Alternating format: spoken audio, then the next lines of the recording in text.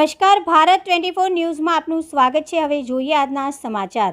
ઝાલોદ નગરના દરેક મંદિરોમાં નંદ ઘેર આનંદ ભયોના નાદ સાથે ગુંજી ઉઠ્યા।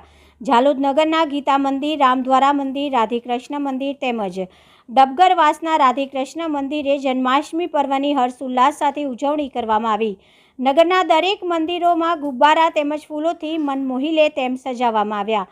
ઝાલોદ નગરમાં જન્માષ્ટમીના પર્વ નિમિત્તે નગરના દરેક મંદિરો ખૂબ જ સુંદર રીતે સજાવવામાં આવ્યા હતા। દરેક મંદિરમાં લાઇટિંગ, ગુબ્બારા તેમજ ફૂલોથી સજાવટ કરવામાં આવેલ હતી। નગરના ગીતા મંદિર ખાતે વણતલાઈ સુંદરકાંડ મંડળ દ્વારા સુંદરકાંડ અને ભજનો કરવામાં આવ્યા હતા।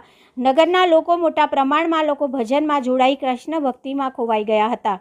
રામ મંદિર દ્વારા મંદિર ખાતે પણ સુંદર આયોજન કરવામાં આવેલ હતું। રામ મંદિર દ્વારા મંદિર ખાતે રામ મહિલા મંડળ સુંદર તાલબદ્ધ કીર્તન કરવામાં આવ્યા હતા।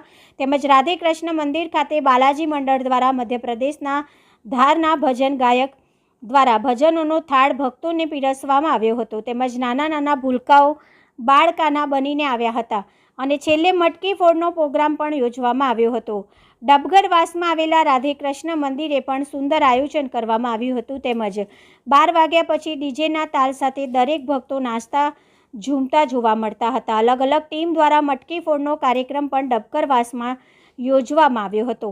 રાત્રિના 12ના ટકોરે નગરના દરેક મંદિરોમાં નંદ ઘેર આનંદ ભયો, જય કનૈયા લાલ કીના નાદ સાથે ગુંજી ઉઠ્યો હતો।